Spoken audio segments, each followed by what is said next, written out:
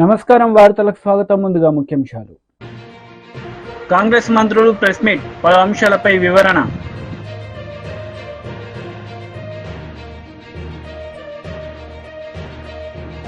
BRS నేతలు press meet, పలు అంశాలపై వివరణ.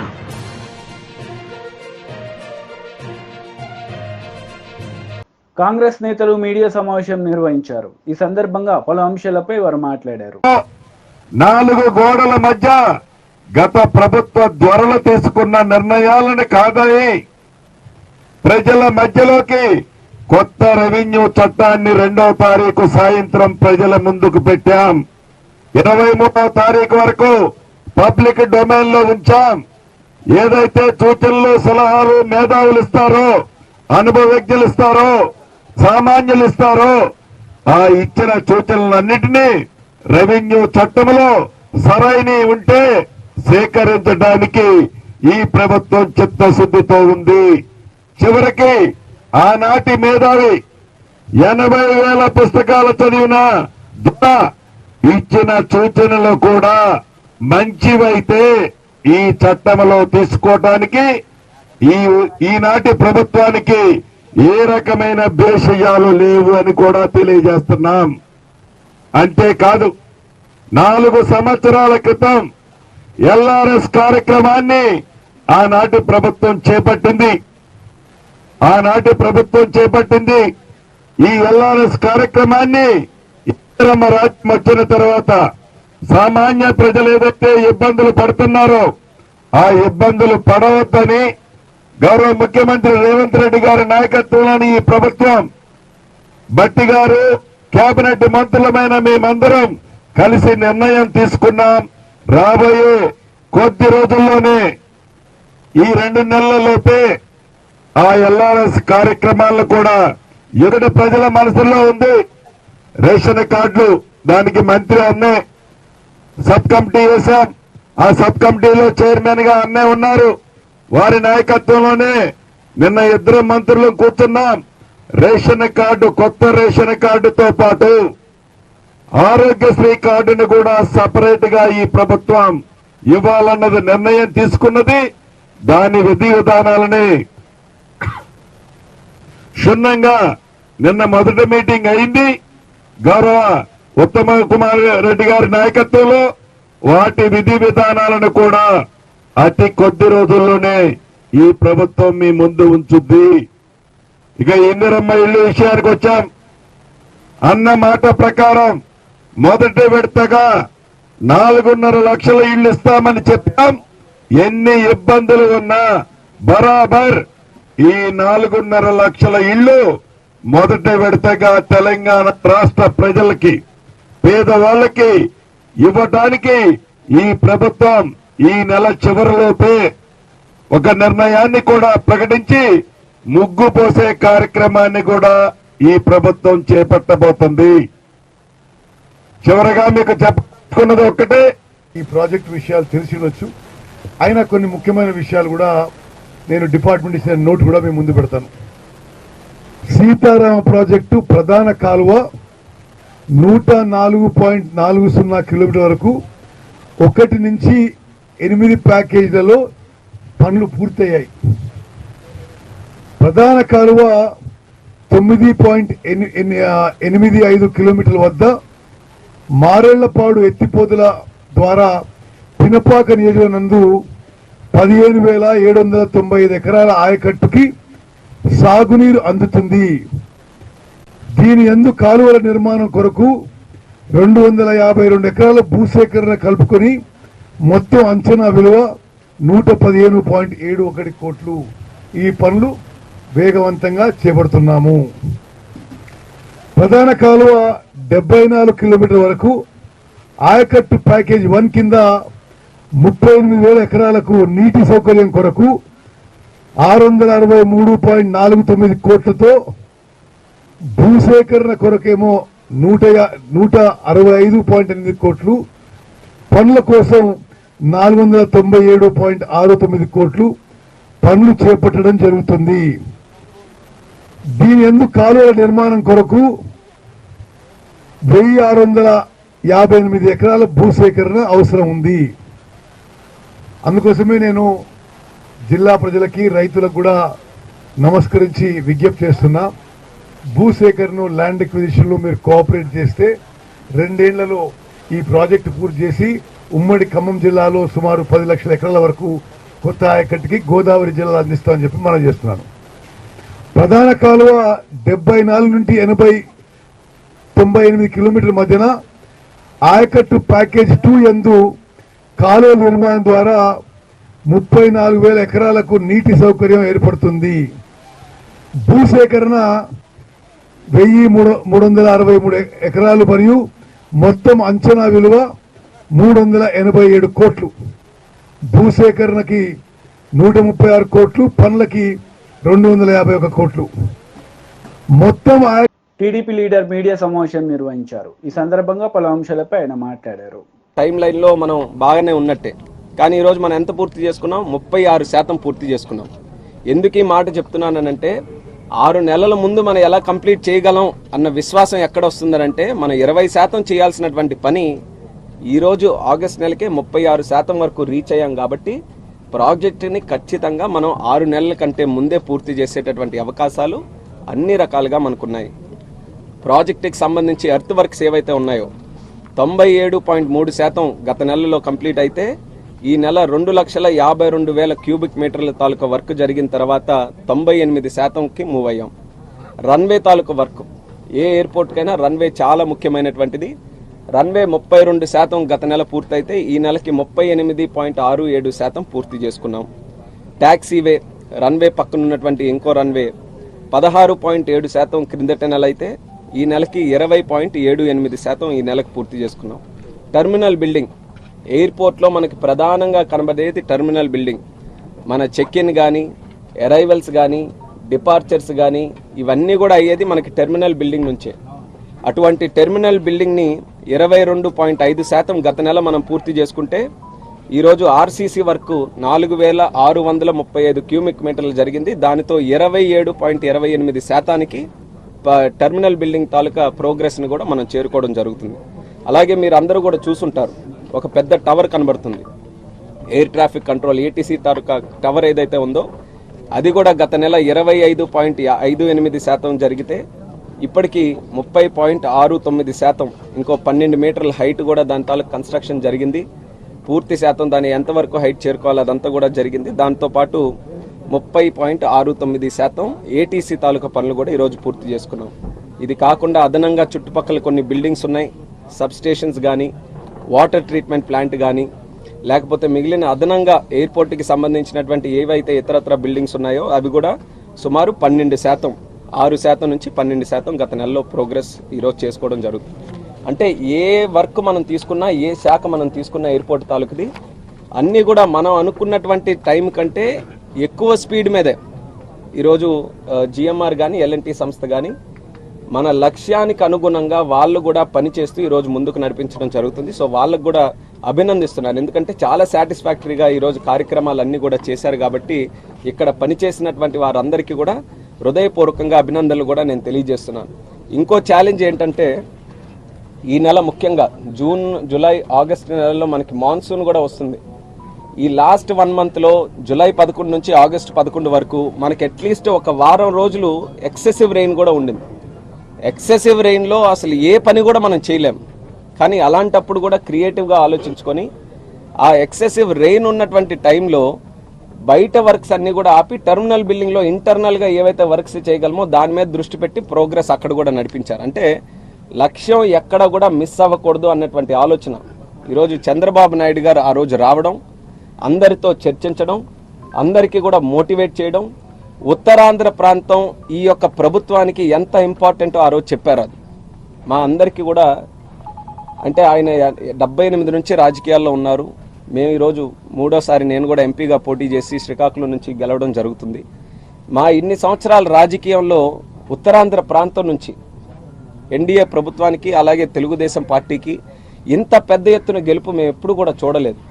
అంత విశ్వాసంగా ఈ ఉత్తరాంధ్ర ప్రాంతం ఒక నమ్మకం పెట్టుకొని మాకు గెలిపించిన తర్వాత అదే రకంగా మేము కూడా పనులు చేసి ఉత్తరాంధ్రని ముందుండి నిలబెట్టాలని చెప్పి చంద్రబాబు నాయుడు గారు స్పష్టంగా తెలియజేయడం జరిగింది. బీఆర్ఎస్ లీడర్ మీడియా సమావేశం నిర్వహించారు. ఈ సందర్భంగా పలు అంశాలపై ఆయన మాట్లాడారు. పీరియడ్లోనే 6 లక్షల ఉద్యోగాలు వచ్చినాయి. వీరి ప్రభుత్వం వీరు రాగానే తగ్గిపోయింది. ఒకటే సంవత్సరం 1,20,000 ఉద్యోగాలు మేము ఉన్నప్పుడు వస్తే వీళ్ళు వచ్చిన తర్వాత 40,000గా పడిపోయింది. వీరి ఘనకార్యం ఇదంతా. కాబట్టి ఈరోజు కాంగ్రెస్ హయాంలో అన్నీ కూడా దిగజారిపోతా ఉన్నాయి, రోజు పడిపోతూ ఉన్నాయి. మరి నిన్ననే స్టేట్మెంట్ చూసినాం. అమరరాజా వాళ్ళు నేను సోషల్ మీడియాలో చూసిన స్టేట్మెంట్, పేపర్లో కూడా చూసిన. మేము ఇక్కడ నుంచి మాకు తగిన ప్రోత్సాహాలు అందకపోతే ఇక్కడ నుంచి తరలిపోతాం, ఇక్కడ నుంచి వెళ్ళిపోతామని చెప్పి ఓపెన్ స్టేట్మెంట్ ఇచ్చినారు.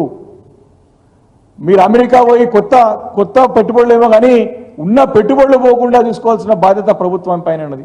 దీన్ని ప్రశ్నించడానికి బీజేపీ నాయకులకు సమయం ఉండదు, మాటలకి రాదు. ప్రజల శ్రేష్ఠ అవసరం మీద వరకు హైదరాబాద్ నగరం అభివృద్ధి చెందొద్దు, తెలంగాణ రాష్ట్రం ముందుకు పోవద్దు, వీళ్ళు ఇట్లే ఉండాలనే ఆలోచన అంటే భావదారిద్ర్యంతో ఉన్నటువంటి నాయకులు ఈ బీజేపీ నాయకులు రాష్ట్రంలో. ఈరోజు 10 నెలల కాంగ్రెస్ పాలనలో మరి ఎన్నో ఇలాంటి అనేక సమస్యలు, ప్రజా సమస్యల పట్ల అనేక రకమైన పోరాటాలు ప్రతి దగ్గర జరుగుతూ ఉన్నాయి. ఎందుకు ఈ కేంద్ర మంత్రి మాట్లాడి కేంద్ర మంత్రి అవుతున్నారు బండి సంజయ్ గారికి దీనిపైన ప్రశ్నించడానికి సమయం సరిపోతలేదా, దొరుకుతలేదా? అంత బిజీ ఉన్నారా ఢిల్లీలో వాళ్ళు? నిన్న మహబూబ్ నగర్లో కొడంగల్ నుంచి వచ్చి మా భూములు లాక్కుంటా ఉన్నారు, మమ్మల్ని ఇబ్బంది పెడతా ఉన్నారు, హైదరాబాద్ నగరానికి వచ్చి మాత్రం మొరబెట్టుకుంటా ఉన్నారు. ఈరోజు ఎక్కడ పోయినరు వీళ్ళు? మా ప్రభుత్వ హయాంలో ఏ చిన్న సమస్య వచ్చినా సరే ఎగిరెగిరి పడి మీద పడి కొట్లాడినటువంటి నాయకులు ఈరోజు ఎందుకు మాట్లాడతలేరు, ఎందుకు మూగపోయినారని ప్రశ్నిస్తూ ఉన్నాం. ఈరోజు ఎంత బాధాకరమైన విషయం అంటే ఈరోజు ఇక్కడ ఉన్నటువంటి ఇప్పుడు సహాయ మంత్రి గారు, కేంద్ర హోంశాఖ సహాయ మంత్రి గారు ముఖ్యమంత్రి గారికి సహాయ మంత్రిగా మారిపోయినారు. ఆయన కేంద్ర హోంశాఖ సహాయ మంత్రి కాదు, ముఖ్యమంత్రి రేవంత్ రెడ్డి గారికి సహాయ మంత్రిగా మారిపోయినాడు. కోవట్గా పనిచేస్తున్నట్టు స్పష్టంగా అర్థమవుతోంది రేవంత్ రెడ్డి గారికి. ఎంత ఘోరమైనటువంటి పరిస్థితి అంటే రేవంత్ రెడ్డి గారు ముఖ్యమంత్రి హోదాలో అమెరికాలో పోయిన తర్వాత వారి తమ్ముడితో ఉన్నటువంటి కంపెనీతోని డైరెక్ట్గా అగ్రిమెంట్ చేసుకుంటా ఉంటే ఒక హోదాలో ఉన్నటువంటి బండి సంజయ్ గారు, అది కూడా కేంద్ర హోంశాఖ సహాయ మంత్రిగా ఉన్నటువంటి వీరు దాన్ని సమర్థిస్తారు. అసలు రాజ్యాంగం గురించి వీరికి ఏమైనా ఐడియా ఉందా? It clearly comes under office of profit. చాలా స్పష్టంగా ఆఫీస్ ఆఫ్ ప్రాఫిట్ కిందకు వస్తుంది.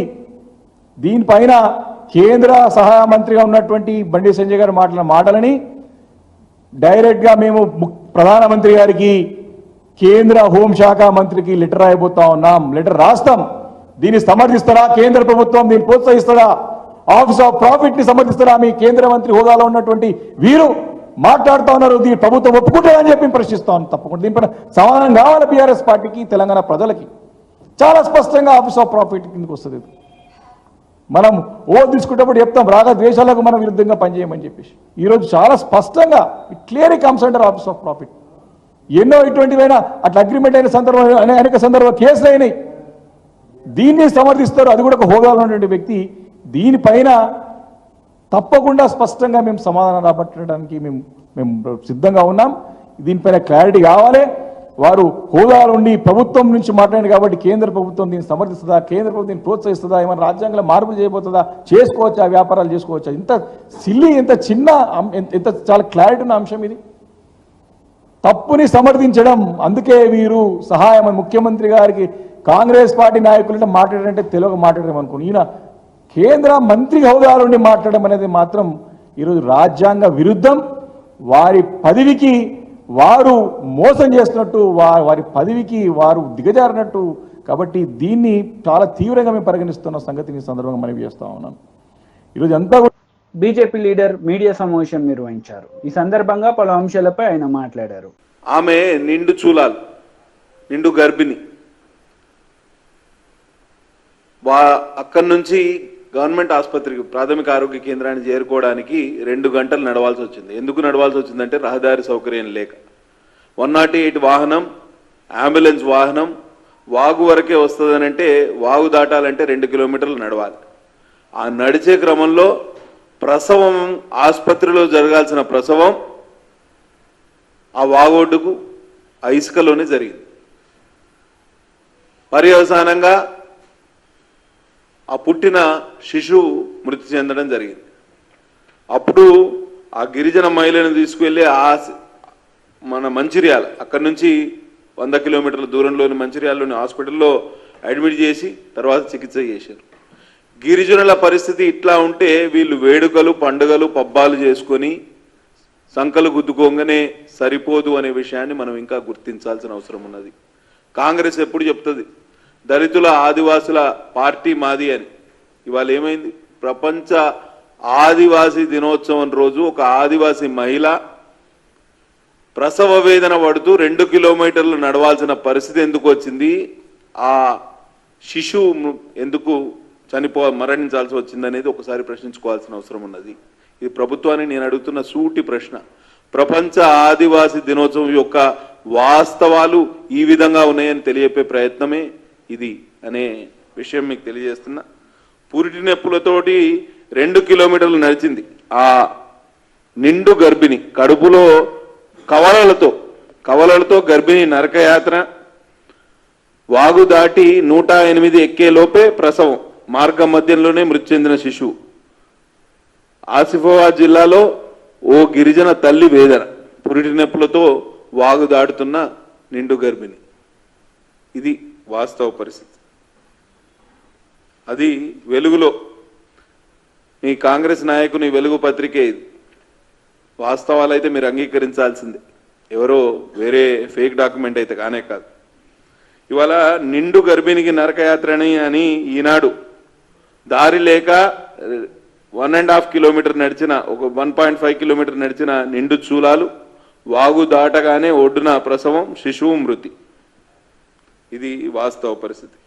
ఆసిఫాబాద్ జిల్లాలో ప్రసవ వేదన పడుతున్న గిరిజన మహిళల పరిస్థితి కడు దయనీయంగా ఉన్నది. ఆసుపత్రిలో మినిమం ఫెసిలిటీస్ లేవు, అటువైపు రోడ్డు సౌకర్యం లేక గర్భిణీ స్త్రీలు నడవాల్సిన పరిస్థితి. ఇది ఒక్కటే కాదు, మీకు ఇంకా చెప్తా. ఇవాళ సిర్పూర్ టీ మండలం, అదే జిల్లా, గిరిజన నాయకుడు కుమ్రంభీం పేరు పెట్టుకున్న జిల్లాలో సిర్పూర్ టీ మండలంలోని చీలపల్లె గ్రామానికి చెందిన, లింబుగూడ గ్రామానికి చెందిన గిరిజన మహిళ వెడ్మం మనీషా అనే గర్భిణి ఈ ఆరోగ్యం బాగలేకపోవడంతో ఆసుపత్రికి తరలించే క్రమంలో డోలీ కట్టి కాగజ్నగర్ ఆసుపత్రిలో చేర్పించారు. అక్కడ మెరుగైన వైద్య సేవల నిమిత్తం నిర్మల్ ఆసుపత్రికి తరలించారు. అక్కడి నుంచి పరిస్థితి విషమించడంతో వరంగల్లోని ఎంజీఎం ఆసుపత్రికి తరలించారు. ఆ వరంగల్ ఆసుపత్రిలో చికిత్స పొందుతూ ఆమె మృతి చెందింది. ఈమెకు 1 ఏడాది క్రితం వివాహం జరిగింది. ఇది గిరిజన మహిళల పరిస్థితి. అదే గిరిజన మహిళల పరిస్థితి చూడండి. వీళ్ళకి టిఫా స్కాన్స్ ఉంటాయి, గర్భిణీ స్త్రీలకు బ్లడ్ టెస్టులు ఉంటాయి. ప్రతి ట్రైమిస్టర్లో అంటే 3 నెలలకు ఒకసారి చికిత్స. బీఆర్ఎస్ లీడర్ మీడియా సమావేశం నిర్వహించారు. ఈ సందర్భంగా పలు అంశాలపై ఆయన మాట్లాడారు. ఆధారాలుంటే ఓ కేసు పెట్టి నీ శాఖతో దర్యాప్తు చేయి. రేవంత్ రెడ్డి మీద నమ్మకం ఎందుకు? ఇలా కాంగ్రెసు బీజేపీ కలిసి ఈ రాష్ట్రంలో పనిచేస్తున్నాయి. కిషన్ రెడ్డికి, రేవంత్ రెడ్డికి, బండి సంజయ్కి పూర్తి స్థాయి అవగాహన ఉంది. ఈ అవగాహనతోటి, కుట్రతోటి ఇలా బీఆర్ఎస్ని బలహీనపరిచేటటువంటి ఒక ప్రయత్నం జరుగుతుందనే దానికి ఇది మరొక ఉదాహరణ. ఇది పిచ్చితనం కాకపోతే ఏంది? లార్జ్ స్కేల్ కరప్షన్ అయింది, అవినీతి చేసినారు. నీకు చేతనైతే సంబంధిత సంస్థలకు ఫిర్యాదు కేసు పెట్టి దర్యాప్తు చేయించు. అరెస్ట్ చేయించడం మాట్లాడడం అనేది బుద్ధిలేనితనం. నేను ఒక కేంద్ర మంత్రి చెప్తా ఉన్నా, దేనికి అరెస్ట్ చేయాలనో ఒక చర్చ పెడదాం రా. నీ దగ్గర ఏమైనా సమాచారం ఉంటే బహిరంగంగా మీడియా ముందు చెప్పు, మేము వస్తాం, మాట్లాడతాం. ఏదో అందరి ధర్మాన్ని అల్లుడు వచ్చిన ఒక సామెత ఉంది. దానిలాగా నరేంద్ర మోడీ పేరు మీద ఇంకో జై శ్రీరామ్ నినాదం మీద నీకు ఎంపీ పదవి వచ్చింది. కానీ దాంతో ఒక పదవి వస్తే కేటీఆర్ని విమర్శిస్తాను, దాంతో వార్తల్లో ఉంటాను అనుకుంటే నేను ఒక ప్రశ్న వేస్తున్నాను. కేటీఆర్ 10 సంవత్సరాలుగా ఈ రాష్ట్రానికి మంత్రిగా చేసిన సేవేందో రాష్ట్రంలో ప్రజలకు తెలుసు. ఐటీ రంగంలో అభివృద్ధి తెలుసు, పారిశ్రామిక రంగంలో అభివృద్ధి తెలుసు, ఎన్ని ఉద్యోగాలు వచ్చినాయో తెలుసు, హైదరాబాద్ నగరం ఎట్లా అభివృద్ధి చెందిందో తెలుసు. కేటీఆర్ అనేటటువంటి ఆయన కాలి గోటికైనా నువ్వు సరిపోతావా? అనే విషయాన్ని వాళ్ళ బండి సంజయ్ ప్రశ్నించుకోవాలి. మీ తెలివి తక్కువ మాటలు చూసి జనం నవ్వుకుంటున్నారు. మనకు ఇద్దరు అసమర్థ కేంద్ర మంత్రులు ఉన్నారు, చదువురాని కేంద్ర మంత్రులు, రాష్ట్రానికి భారంగా తయారైనారు. మొన్న కేంద్ర బడ్జెట్ వస్తే నయా పైసా తీసుకురాలేని చేతగాని దద్దమ్మలు రాష్ట్రానికి 3 లక్షల కోట్లకు పైగా పోయిన 10 సంవత్సరాల్లో పెట్టుబడులు తీసుకొచ్చి 25 లక్షల పైగా ఉద్యోగాలు సృష్టించినటువంటి యొక్క కేటీఆర్ మీద అరెస్ట్ చేయాలని మాట్లాడడం అనేది ఎంత చిల్లర విషయం అండి. కరీంనగర్ ప్రాంతానికి ఎంపీగా ఉంటే కల్వర్టుకు నిధులను పట్టుకొచ్చినావా? కేటీఆర్ గురించి మాట్లాడే మినిమం అర్హత నీకుందా అనే విషయాన్ని బండి సంజయ్ ప్రశ్నించుకోవాలి. మొన్న బడ్జెట్ అప్పుడు మాట్లాడుతుంది ఇదే బండి సంజయ్. ఎంత అవగాహన రాహిత్యం అంటే ఈయనకు మంత్రి పదవి ఈయనకు వచ్చినందుకు కాదు, ఈయనకు ఇచ్చిన వాళ్ళు అనాలి. బడ్జెట్లో ఏం రాలేదు అంటే హైదరాబాద్ ఇండస్ట్రియల్ బెంగళూరు కేరిడార్ హైదరాబాద్ బెంగళూరు ఇండస్ట్రియల్ కేరిడార్ వచ్చింది, అది రాలేదా అంటాడు. ఒరే నాయన, హైదరాబాద్ బెంగళూరు ఇండస్ట్రియల్ కేరిడార్ కాదు, దాంట్లో ఆంధ్రప్రదేశ్ ప్రాంతంలో అనంతపూర్లో ఓర్వకల్లని ఒక నోడ్ ఉంది, దానికి ఇచ్చింది కేంద్ర మంత్రి పైసలు, తెలంగాణకి ఇయ్యలే. అంటే ఇంత తెలివి తక్కువ చదువు. వార్తలు ముగించే ముందు ముఖ్యాంశాలు మరోసారి. కాంగ్రెస్ మంత్రులు ప్రెస్ మీట్, పలు అంశాలపై వివరణ.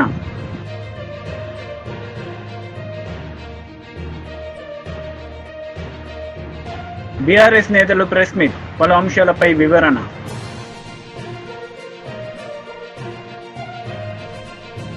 ఈ వార్తలు ఇంతటితో సమాప్తం. తిరిగి ప్రసారమయ్యే వార్తల్లో మళ్ళీ కలుద్దాం. అంతవరకు సెలవు. నమస్తే.